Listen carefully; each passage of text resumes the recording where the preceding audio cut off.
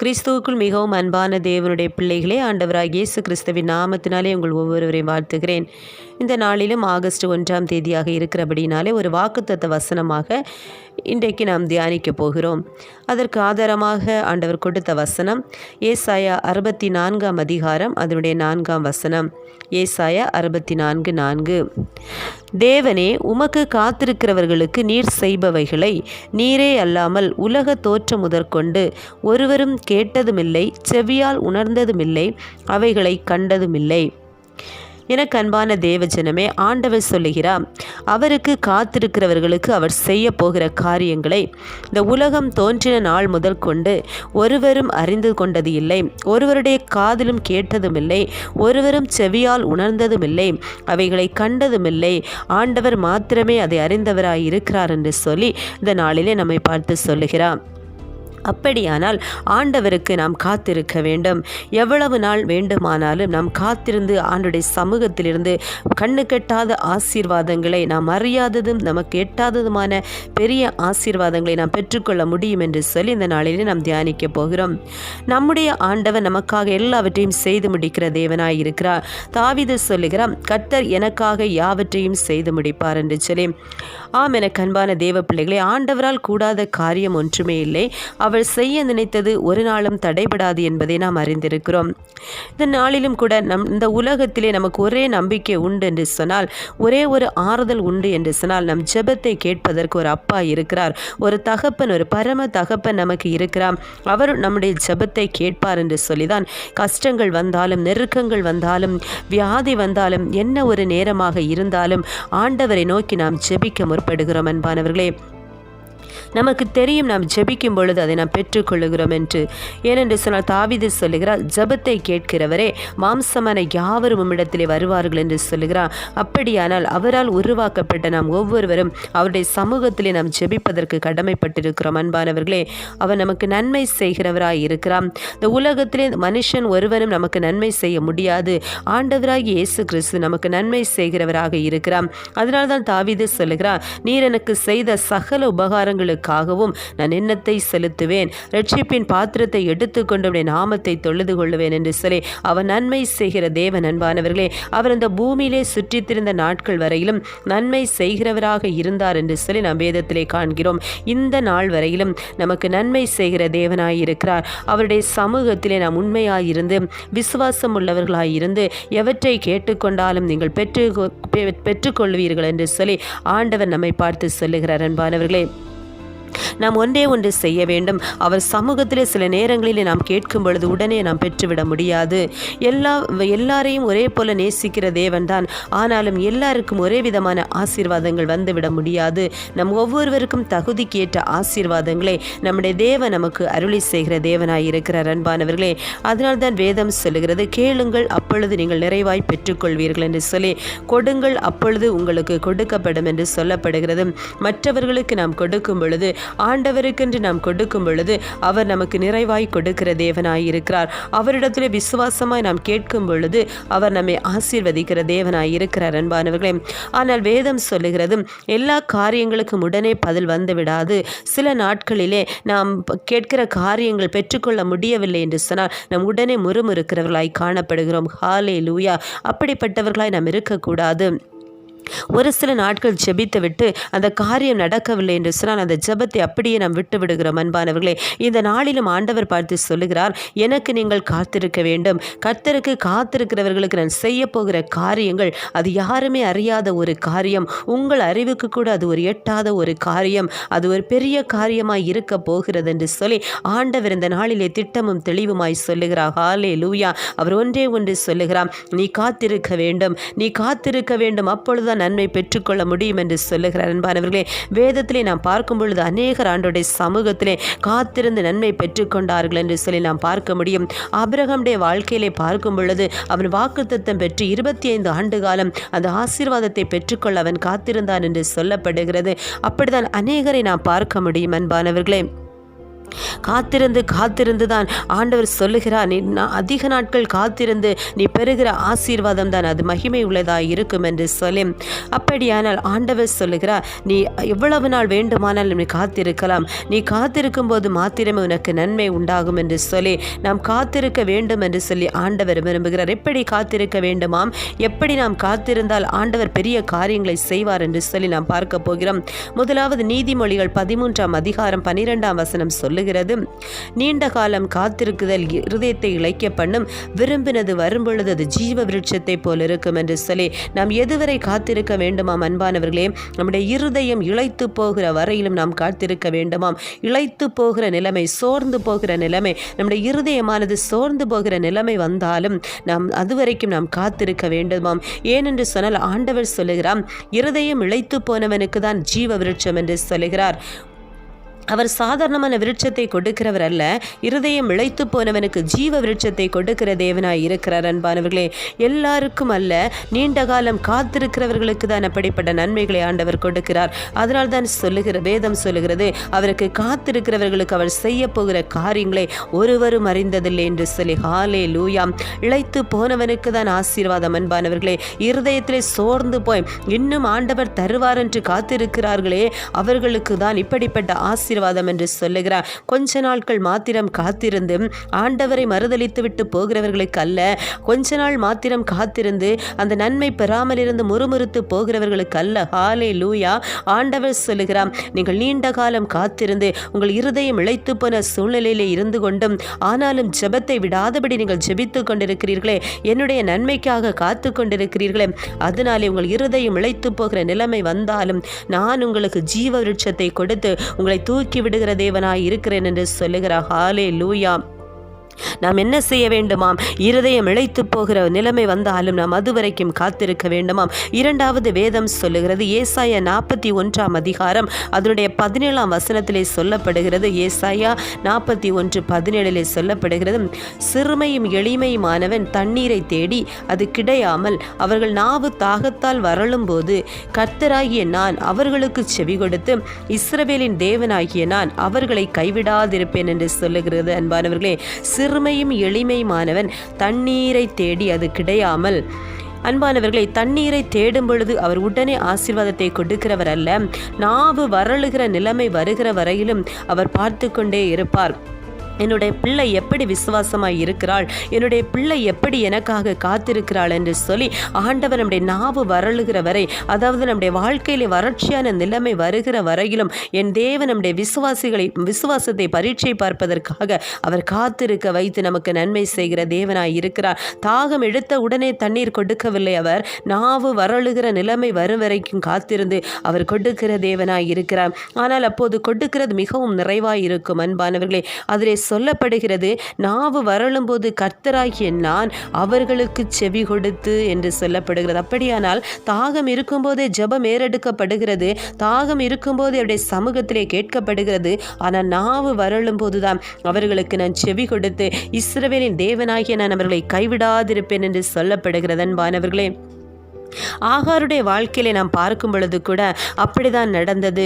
ஏற்கனவே ஆபிரகாமின் மனைவியாகிய சாராளி நிமித்தமாய் மிகவும் கொடுமைப்படுத்தப்பட்டு வேதனைப்படுத்தப்பட்ட வீட்டிலிருந்து கடந்து வந்து வனாந்திரம் எங்கும் சுற்றி திரிந்து ஆண்டவருடைய சத்தத்தை கேட்டு நீ சாராளிடத்திலே போய் உன் ஆட்சியர் அண்டையிலே போய் அடங்கியிரு என்று சொல்லி அனுப்புகிறார். அப்படி அனுப்பப்பட்டு தன்னுடைய பிள்ளையை அவள் இஸ்மவேலை பெற்றெடுத்து கொண்டு அந்த ஆகார் மறுபடியுமாக சாராளி நிமித்தமாய் துன்புறுத்தப்பட்டு அந்த ஆபிரகாம் என்ன செய்கிறார் என்று சொன்னால் துருத்தியிலே தண்ணீரும் வைத்து அந்த பிள்ளையும் ஆகாரையும் அவர் வெளியே அனுப்பிவிடுகிறார். நீ எங்கேயாவது போய் பிழைத்துக்கொள் என்று சொல்லி ஆண்டவர் சொல்லி இருக்கிறார், உன்னை வீட்டிலிருந்து துரத்தி விட சொன்னார் என்று சொல்லி ஆபிரகாம் அந்த ஆகாரை அனுப்பி வைக்கிறார். அன்பானவர்களே, அப்படியாக அனுப்பி வைத்த நாட்களிலே அவள் கொண்டு போன தண்ணீர் தீர்ந்து போகிறது.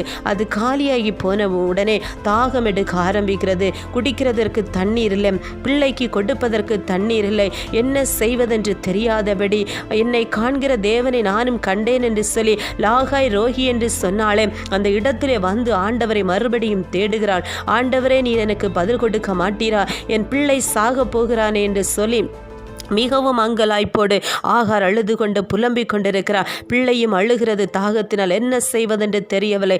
ஆண்டவரை நோக்கி தேடி தேடி அலைந்து பார்க்கிறாள். அன்பானவர்களே, ஆண்டவர் பார்த்து கொண்டே இருக்கிறார். ஆனால் நாவு வரழுகிற சூழ்நிலை வருகிறது. என் பிள்ளை செத்து போகிறான் என்று சொல்லி அவள் மிகவும் வேதனையோடு சொல்லும் பொழுது ஆண்டவருடைய சத்தத்தை அவள் கேட்கிறாள். ஆகாரே, உன் பிள்ளை சாவதில்லை, உன் பிள்ளை சாவதில்லை, உனக்கு நான் துறவை தருகிறேன், உனக்கு நீரூற்றை தருகிறேன் என்று சொல்லி ஆண்டவர் ஒரு துறவை காண்பித்து கொடுக்கிறார். அன்பானவர்களே, ஹல்லேலூயா, ஒரு நீரூற்றை காண்பித்து கொடுக்கிறார். நாவு வரழுகிற சூழலை மறைத்து போகிற அந்த இறுதி நேரத்திலே ஆண்டவர் ஆகாரையும் பிள்ளையையும் காப்பாற்றுகிறார். அன்பானவர்களே, அதான் சொல்லுகிறார், நாவு வரழுகிற பொழுது இஸ்ரவேலின் தேவனாகிய நான் அவர்களுக்கு செவி கொடுத்து அவர்களை கைவிடாதிருப்பேன் என்று சொல்லுகிறார். ஹல்லேலூயா. அப்படியானால் முதலாவது சொன்னம், இருதயம் இழைத்து போகிற நிலைமை வரையிலும் நாம் காத்திருக்க வேண்டும். இப்போது சொல்லுகிற வாழ்க்கையிலே வறண்டு போன நிலைமை வருகிற வரையிலும் நீ காத்திருக்க வேண்டும். அப்படி காத்திருந்தாய் என்று சொன்னால் நான் உனக்கு கொடுக்க போகிறவைகளை ஒருவரும் கண்டதுமில்லை, கேட்டதுமில்லை, அதை செவியால் உணர்ந்ததுமில்லை என்று சொல்லுகிறார். ஹல்லேலூயா. அது மாத்திரமல்ல, அவர் சொல்லுகிறார், நீங்கள் எனக்கு காத்திருக்கும் போது நீங்கள் எப்படியெல்லாம் இருக்க வேண்டும் என்று சொல்லி 3 காரியங்களை நம்மை பார்த்து சொல்லுகிறார். அன்பானவர்களே, நாம் காத்திருக்கிறோமே, ஆண்டவர் சொல்லுகிறார், நீண்ட காலம் காத்திருக்குதல் இருதயத்தை இளைக்க பண்ணும், விரும்பினது வரும்போது ஜீவ விருட்சத்தை போல் இருக்கும் என்று சொன்னாரே. கொஞ்ச காலம் காத்திருக்க சொல்லவில்லை, நீண்ட காலம் காத்திருப்பு என்று சொல்லப்படுகிறது.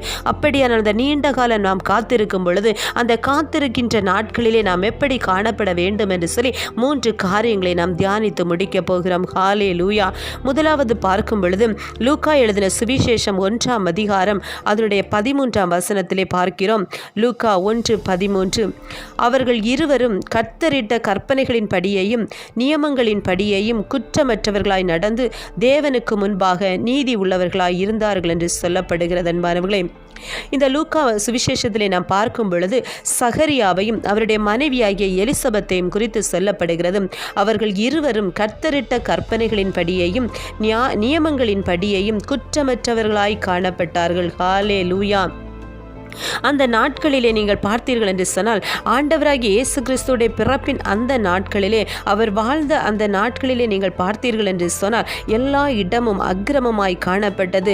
தேவாலயத்தை பார்த்தீர்கள் என்று சொன்னால் கள்ளர் குகையும் வியாபார ஸ்தலமுமாய் காணப்பட்டது. அன்பானவர்களே, அப்படிதான் அந்த நாட்களிலே இருந்த ஒரு கர்த்தருடைய ஊழியக்காரனாகிய ஒரு ஆசாரியன் தான் இந்த சகரியா என்கிற ஆசாரியம். தேவனுக்கு முன்பாக எல்லாரும் பாவிகளாயும் அந்த வியாபார ஸ்தலமாயும் தேவனுடைய ஆலயத்தை தீட்டுப்படுத்தி கொண்டிருந்த நாட்களிலே இந்த சகரியா என்கிற ஆசாரியன் மாத்திரம் ஆண்டவருக்கு முன்பாக உண்மை உள்ளவனாக நீதி உள்ளவனாக அவருக்கு தூபம் காட்டி கொண்டிருக்கிறான். அன்பானவர்களே, அது மாத்திரமல்ல, அவனுடைய மனைவியாகிய எலிசபெத்தும் ஆண்டவருக்கு முன்பாக குற்றமற்றவளாய் இருக்கிறார். இவர்கள் இருவரையும் பற்றி சொல்லப்படுகிறது, அவர்கள் கர்த்தரின் கற்பனைகளின்படி குற்றமற்றவர்களாய் நடந்து கொண்டிருந்தார்கள் என்று சொல்லி. ஹல்லேலூயா. ஆனால் அவருடைய வாழ்க்கையிலே நீங்கள் பார்த்தீர்கள் என்று சொன்னால் மிகவும் அழகாக நேர்த்தியாக ஆண்டவருக்கு ஊழியம் செய்து கொண்டிருக்கிறார்கள். ஹல்லேலூயா. ஆனால் அவர்களுடைய வாழ்க்கையிலே ஒரு பிள்ளை இல்லாத ஒரு சூழ்நிலை மலடியாக இந்த எலிசபெத்து காணப்படுகிறார். அன்பானவர்களே, வேதம் சொல்லுகிறது, உபாகமம் 28:2 சொல்லப்படுகிறது, வசனத்தின்படி வாழ்கிறவர்கள் அவருடைய கற்பனைகளின்படி நடக்கிறவர்கள் சகல ஜாதியிலும் ஆசீர்வதிக்கப்பட்டிருப்பார்கள், பட்டணத்திலும் ஆசீர்வதிக்கப்பட்டிருப்பார்கள் என்று சொல்லப்படுகிறது. ஹல்லேலூயா. ஆனால் இங்கே பார்க்கும் பொழுது அவ்வளவு குற்றமற்றவர்களாய் இருந்த சகரியாவிற்கும் மனைவிக்கும் ஒரு பிள்ளை இல்லாத சூழ்நிலை. அன்பானவர்களே, வேதத்திலே நாம் பார்க்கிறோம், சங்கீதம் 125 சொல்லப்படுகிறது, ஆசாரியர்கள் அதிகமாக பாடுகிற ஒரு சங்கீதம் அது. அதிலே சொல்லப்படுகிறது, உன் மனைவி உன் வீட்டோரங்களில் கனிதரும் திராட்சை கொடியைப் போல் இருப்பாள், உன் பிள்ளைகள் உன் பந்தியை சுற்றிலும் ஒலிவமர கன்றுகளைப் போல் இருப்பார்கள் என்று சொல்லி அநேக வசனங்கள் கொடுக்கப்பட்டுள்ளது. இறுதியாக அதிலே சொல்லப்படுகிறது, கர்த்தருக்கு பயப்படுகிற மனுஷன் இவ்விதமாய் ஆசீர்வதிக்கப்படுவான் என்று சொல்லி. ஹல்லேலூயா. அப்படிதான் சகரியாவும் மனைவியும் கர்த்தருக்கு பயந்தவர்களாய் தான் இருந்தார்கள். ஆனால் இங்கு சொல்லப்படுகிறது, உன் மனைவி உன் வீட்டோரங்களில் கனிதரும் திராட்சை கொடியாய் இருப்பாள், கனி கொடுக்கிறவளாய் இருப்பாள், மலடியாய் இருப்பாள் என்று சொல்லப்படவில்லை. ஹல்லேலூயா. ஆனால் ஆண்டவருக்கு பயந்த சகரியாவுடைய வாழ்க்கையிலும் மனைவி மலடியாய் காணப்படுகிற. அன்பானவர்களே, ஊரில் உள்ள அத்தனை பேருக்கும் ஜெபிக்கிறார்கள், எல்லோரையும் ஜெபத்திலே நடத்துகிறார்கள், ஆண்டவருடைய சன்னிதானத்திலே தூபம் காட்டுகிறார்கள். எல்லாவற்றையும் செய்கிற சகரியாவுடைய வாழ்க்கையில் ஒரு ஆசீர்வாதத்தை காண முடியவில்லை. ஹல்லேலூயா. ஆனாலும் இந்த சகரியா என்ன செய்தார் தெரியுமா? சோர்ந்து போகாதபடி, அவருடைய ஜெபத்தை விடாதபடி ஆண்டவருடைய சமூகத்திலே ஜெபித்து கொண்டே இருந்தாள். கொஞ்ச காலம் ஜெபித்து விட்டு ஜெபத்தை மூட்டை கட்டி வைக்கவில்லை அன்பானவர்களே. நீண்ட காலமாக ஜெபித்து கொண்டிருந்தார், நீண்ட காலமாக காத்து கொண்டிருந்தார். ஆண்டவர் ஆதியாகமத்திலே சொல்லப்படுகிறது, அந்த சாராளி நிமித்தமாக அபிமெலேக்கையும் அவருடைய சந்ததியின் கர்ப்பத்தையும் ஆண்டவர் அடைத்திருந்தார் என்று சொல்லப்படுகிறது.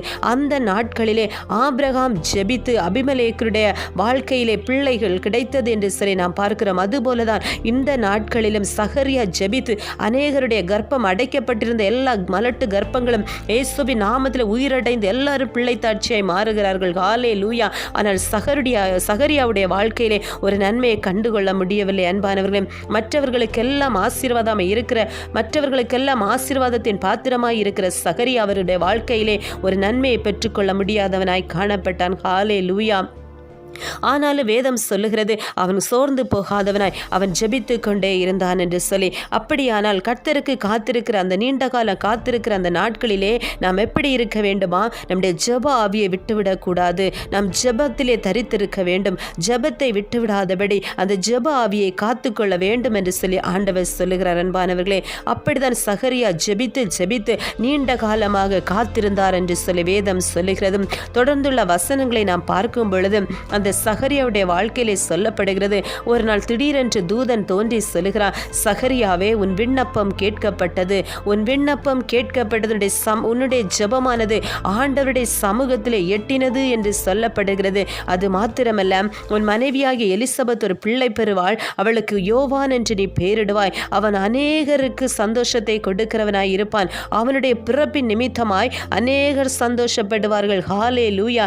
அது மாத்திரமல்ல, அவன் தேவனுக்கு முன்பு பெரியவனாய் இருப்பான். தாயின் கருவினிலே அவன் பரிசுத்த ஆவியினால் நிரப்பப்பட்டவனாய் இருப்பான் என்று சொல்லி அவனை குறித்து அநேக மகிமையுள்ள வார்த்தைகளை தேவதூதன் சகரியாவை பார்த்து சொல்லுகிறான். ஹல்லேலூயா.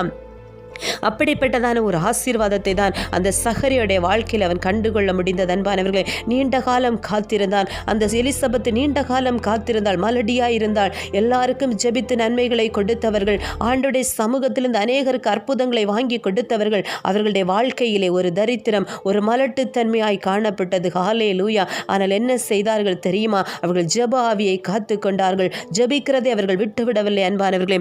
அப்படி அவர்களுக்கு நீண்ட காலம் காத்திருந்து கொண்டே இருந்ததினால் மாத்திரமே அவருடைய வாழ்க்கையில மிகப்பெரிய ஒரு சந்தோஷத்தை ஆண்டவர் கொடுத்தார் அன்பானவர்களே. அதனால் தான் சொல்லுகிறார், அவருக்கு காத்திருக்கிறவர்களுக்கு அவர் கொடுக்கிற காரியங்கள் மிகவும் பெரியதாய் இருக்கும். அவர் நீண்ட காலம் காத்திருந்து இருதயம் இளைத்து போனவர்களுக்கு அவர் வெறுமையான விருட்சத்தை கொடுக்கிற தேவன் அல்ல, அவர் ஜீவ விருட்சத்தை கொடுக்கிறவராயிருக்கிறார். ஹல்லேலூயா.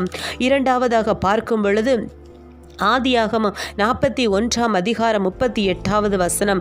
ஆதியாகமம் 41:38 அதிலே சொல்லப்படுகிறது, பார்வோன் தன் ஊழியக்காரனை நோக்கி, தேவ ஆவியை பெற்ற இந்த மனுஷனைப் போல வேறொருவன் உண்டோ என்றான் என்று சொல்லப்படுகிறது அன்பானவர்களே. இந்த ஆதியாகமம் 41 அதிகாரத்திலே யோசேப்பை குறித்து சொல்லப்படுகிறது. யோசேப்பை குறித்து பார்வோன் சாட்சி கொடுக்கிறான். இந்த அவருடைய ஊழியக்காரர்களை நோக்கி சொல்லுகிறான், தேவ ஆவியை பெற்ற இந்த மனுஷனை போல வேறொருவன் உண்டோ என்று சொல்லுகிறான். ஹல்லேலூயா. அப்படியானால் நாம் இரண்டாவது என்ன செய்ய வேண்டும் தெரியுமா? அபிஷேகத்தை நாம் இழந்து போகக்கூடாது. அபிஷேகத்தை நாம் பெற்றுக்கொண்ட அபிஷேகத்தை இழந்து போகக்கூடாது. நீண்ட காலம் காத்திருக்க வைக்கிறாரே ஆண்டவர், அந்த நாட்களிலே நாம் அபிஷேகத்தை இழந்துவிடக் கூடாது என்று சொல்லி ஆண்டவர் சொல்லுகிறார் அன்பானவர்களே. 13 வருடத்திற்கு முன்பதாக ஆண்டவர் யோசேப்புக்கு தரிசனம் கொடுக்கிறார். எப்படி கொடுக்கிறார் தெரியுமா? உன் சகோதரர்களுக்கு முன்பாக நான் உன்னை உயர்த்த போகிறேன். நான் உன்னை உயர்த்த போகிற உன்னுடைய சகோதரர்கள் எல்லாம் உன்னை வந்து வணங்குவார்கள். அவர்கள் உன்னை சேவிக்கிற நாட்கள் வரும் என்று சொல்லி 13 வருடங்களுக்கு முன்பு ஆண்டவர் தரிசனம் கொடுக்கிறார். ஹல்லேலூயா.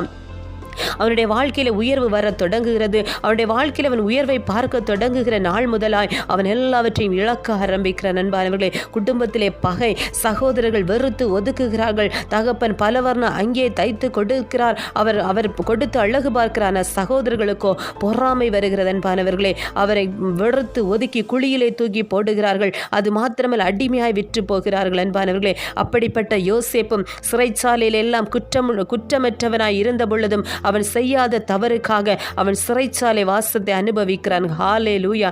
அப்படியெல்லாம் எவ்வளவு தீங்குகளை அவன் அனுபவித்தாலும் அவனிடத்திலே காணப்பட்ட அவன் அபிஷேகத்தை இழந்து விடவில்லை. அன்பானவர்களே, அவனுடைய பலவர்ண அங்கி அவன் இழந்து போனான். குடும்ப உறவுகளை எல்லாம் இழந்து போனான். வீட்டை இழந்தான். எல்லா ஆசீர்வாதங்களையும் அவன் தகப்பன் வீட்டிலிருந்து இழந்து போகிறான். அன்பானவர்களே, ஆனாலும் அவன் அபிஷேகத்தை விடவில்லை. அவன் அபிஷேகத்தை இழந்து விடாதபடி காத்து கொண்டான். அவனுக்கு ஒன்றே ஒன்று தெரியும், எனக்கு சொப்பனங்களின் மூலமாய் எனக்கு தரிசனங்கள் மூலமாய் பேசின என் தேவன் என்னை கைவிட மாட்டார். அவர் ஒரு நாள் என்னை உயர்த்துவார். என் சகோதரர்கள் எல்லாம் என்னை தேடி வருவார்கள் என்று சொல்லி அவன் அறிந்து கொண்டதினாலே எல்லாம் இழந்த போதிலும் தன்னுடைய அபிஷேகத்தை காத்து கொண்டான். ஹல்லேலூயா. எப்படி காத்து கொண்டான்? எனக்கு அன்பான தேவஜனமே, போத்திபாருடைய வீட்டிலே அந்த பாவத்தை செய்வதற்கு ஒரு வாய்ப்பு அவனுக்கு கிடைக்கிறது. அவள் எப்படி அவனை பாவத்திலே விழ வைக்க வேண்டும் என்று சொல்லி போராடுகிறான். ஆனால் அவன் சொல்லுகிறான், என் தேவனுக்கு முன்பாக நான் பாவம் செய்வது எப்படி என்று சொல்லி பாவத்தை உதறிவிட்டு ஓடி தன் அபிஷேகத்தை காத்து கொண்டார். ரிபாலா ஷமுனியா ஓரிக்கால பௌட ரீபலப கபரி பரபா. ஆமேன், ஆமேன். ஆண்டவர் சொல்லுகிறார், நீங்கள் பெற்ற அபிஷேகத்தை இழந்து விடக்கூடாது. அன்பானவர்களே, உங்களிடத்திலே பெற்ற அபிஷேகம் அது எவ்வளவு விலையேற பெற்றது தெரியுமா? தாவீது சொல்லுகிறார், பரிசுத்த ஆவியை என்னிடத்திலிருந்து எடுத்துக்கொள்ளாதிரும் என்று சொல்லுகிறார். அன்பானவர்களே, அப்படிதான் எவ்வளவு பிரச்சனைகள் வந்தாலும், எவ்வளவு தரித்திரம் வந்தாலும், எவ்வளவு பெரிய அவமானத்தை நம்முடைய தலையிலே வைத்தாலும் நம்முடைய அபிஷேகம் அதை முறித்து போடும். அன்பானவர்களே, கர்த்தர் நம்முடைய நுகத்தை முறித்து போடுவதற்காக நம்மேல் வைத்திருக்கிற ஒரு காரியம் தான் அபிஷேகம். நம்மேல் வைத்திருக்கிற ஒரு ஆவிதான் அது அபிஷேகம். நுகத்தை முறிக்கிற ஒரு வல்லமை, எல்லா தடைகளையும் முட்டைக்கிற ஒரு வல்லமை, எல்லா அவமான பெயர்களையும் முட்டைக்கிற ஒரு வல்லமை அந்த அபிஷேகம் நம்முடைய தலையில் இருக்கும் பொழுது அதை யாராலும் நம்மை எதுவும் செய்ய முடியாது. அன்பானவர்கள், ஒருவேளை மனிதர்கள் நம்மை காயப்படுத்தலாம், எவ்வளவோ அவமானப்படுத்தலாம், ஆனால் அந்த அபிஷேகத்தை நாம் காத்து கொண்டோம் என்று சொன்னால் ஆண்டவர் நமக்கு பெரிய காரியங்களை செய்வார். அன்பானவர்களே, சிம்சோனுடைய வாழ்க்கையிலே நீங்கள் பார்த்தீர்கள் என்று சொன்னால் அவரிடத்திலே காணப்பட்ட அபிஷேகம் அவனை பல காரியங்களை செய்ய வைத்தது.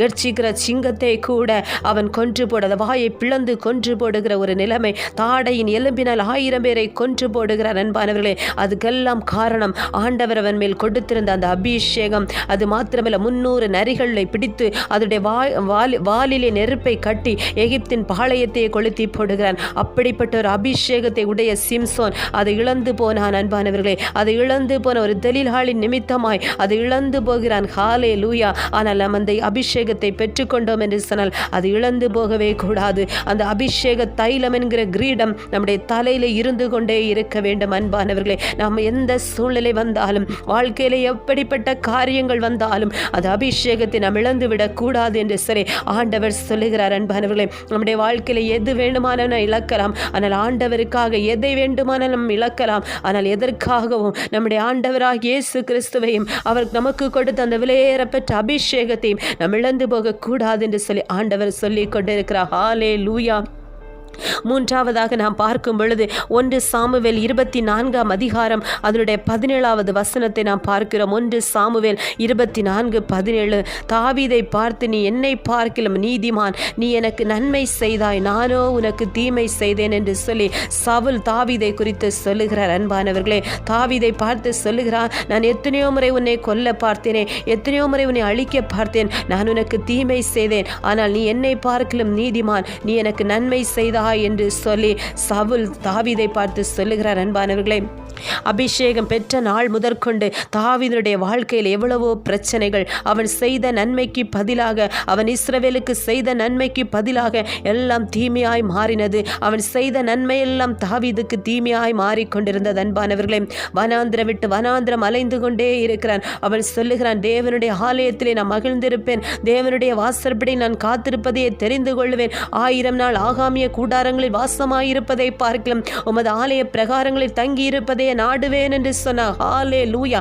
அப்படிப்பட்ட தாவீது சொல்லுகிறார், இன்றைக்கு ஆலயத்திற்கு கூட நான் போக முடியவில்லை, நான் வனாந்திரத்திலே அலைந்து திரிந்து கொண்டிருக்கிறேன் என்று சொல்லுகிறார். எல்லோரும் அவனை பார்த்து கேட்கிறார்கள், தேவன் உன்மேல் பிரியமாய் இருக்கிறார் என்று சொல்லுகிறாயே, உன் தேவன் எங்கே? நீ ஏன் இப்படி கஷ்டப்படுகிறாய்? உன் தேவன் உன்னை கைவிட்டு விட்டார் என்று சொல்லி. ஆனால் தாவீது என்ன சொல்லுகிறார் தெரியுமா?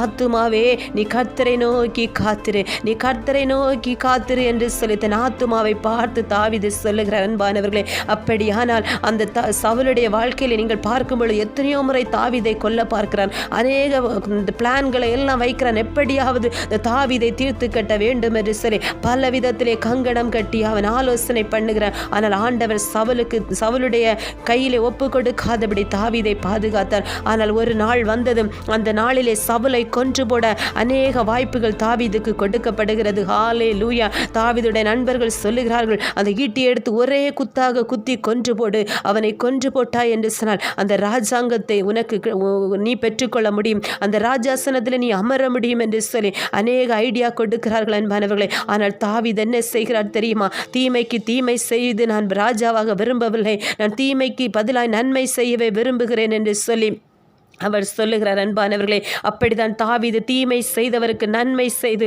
அவன் ராஜாவாக அபிஷேகம் பண்ணப்படுகிறான். ஹல்லேலூயா. அப்படியானால் நாம் ஆண்டவருக்காக காத்திருக்கிற நாட்களிலே நாம் என்ன செய்ய வேண்டும் தெரியுமா?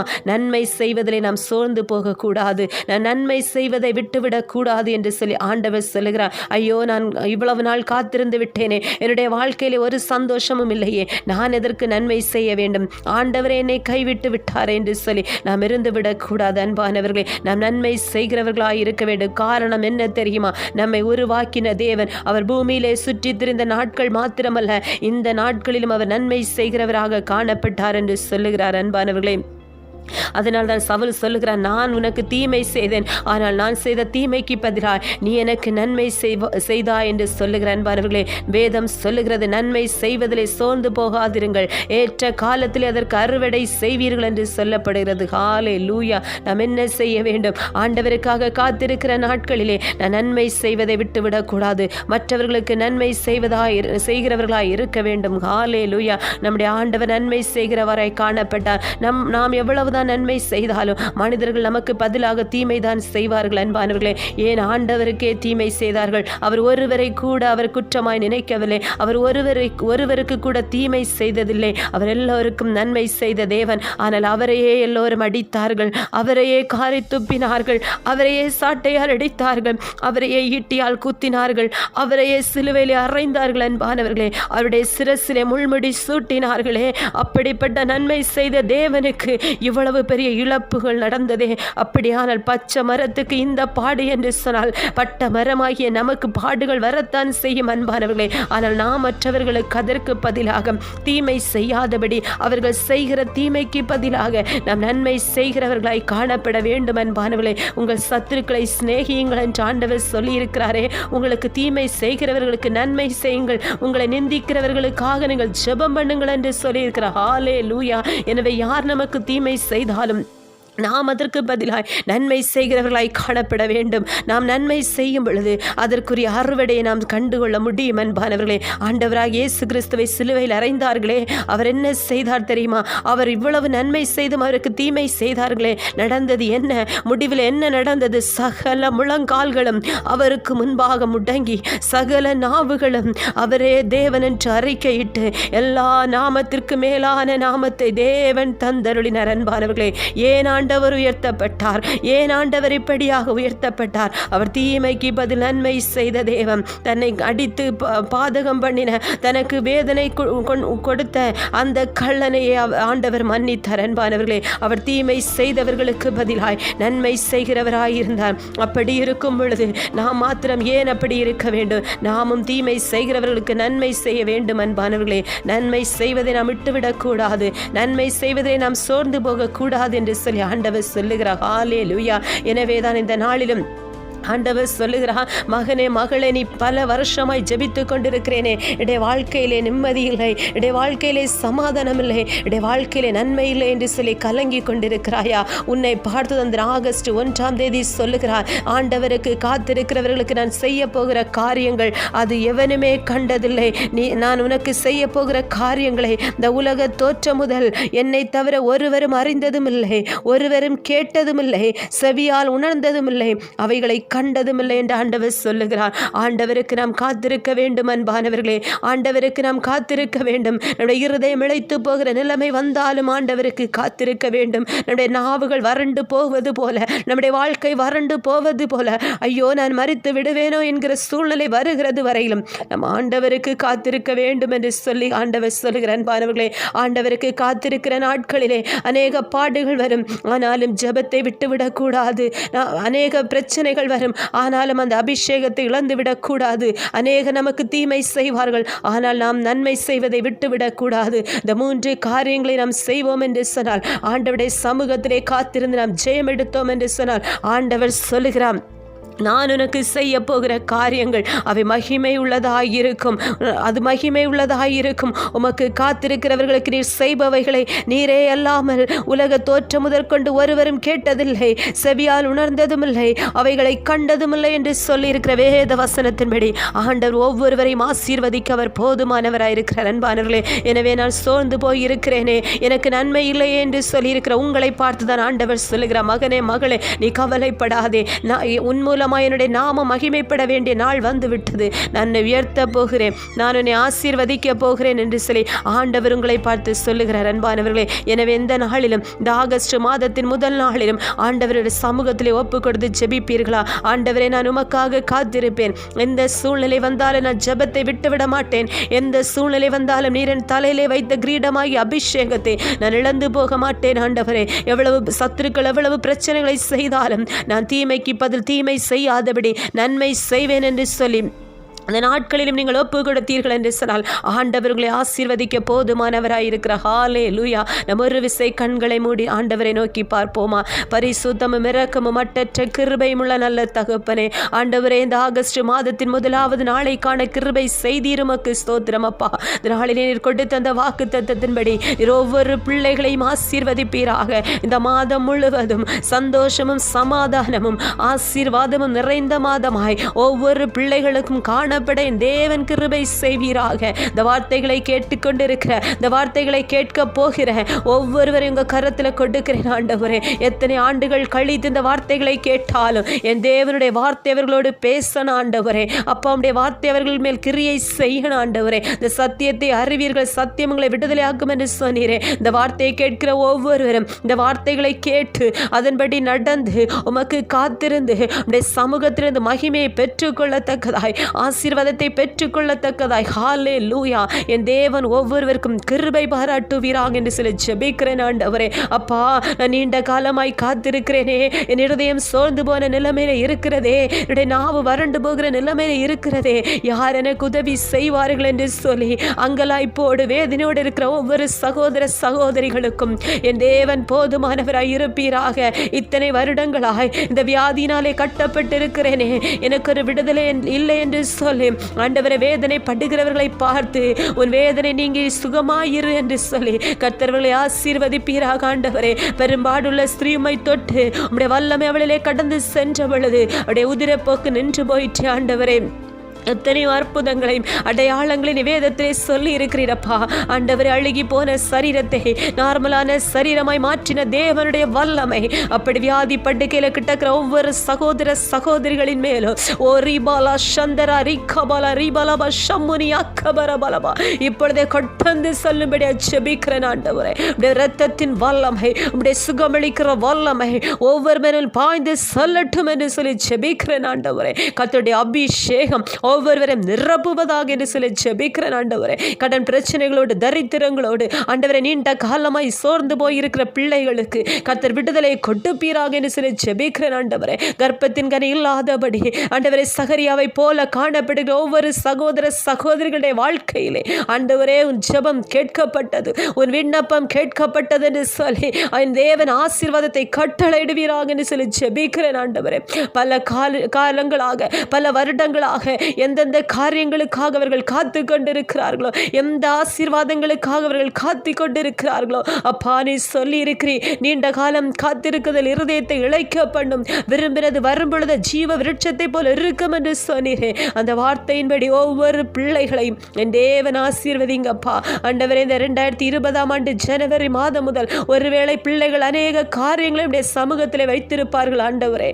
எல்லாவற்றுக்கும் என் தேவன் இந்த மாதத்திலே நீர் பதில் கொடுப்பீராக என்று சொல்லி ஜெபிக்கிறேன் ஆண்டவரே. அப்பா இந்த நாட்களில் உங்கள் பிள்ளைகளை நீங்கள் கைவிட மாட்டீங்க நான் விசுவாசிக்கிறேன் ஆண்டவரே. அப்பா இஸ்ரவேலின் தேவனாகிய நான் அவர்களை கைவிடாதிருப்பேன் என்று சொன்னவர் ஒவ்வொரு பிள்ளைகள் மேலும் கிருபை ஊற்றுவீராக என்று சொல்லி ஜெபிக்கிறேன் ஆண்டவரே.